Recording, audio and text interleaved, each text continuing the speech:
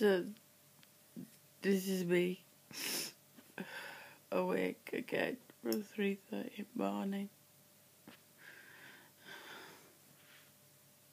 Never get a full night's sleep anymore.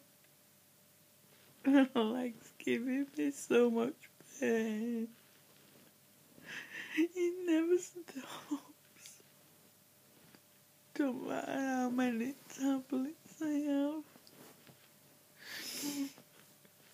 Just don't matter what my meds are anymore.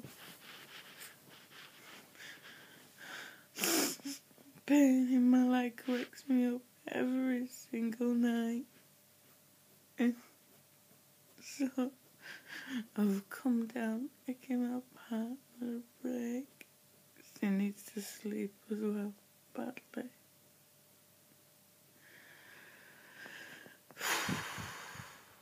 Just had all my meds doubled up yet again. Well, increased on Friday. What is it now? Sunday morning. No, it's helping. No, it's helping. No, it's helping. No, it's helping.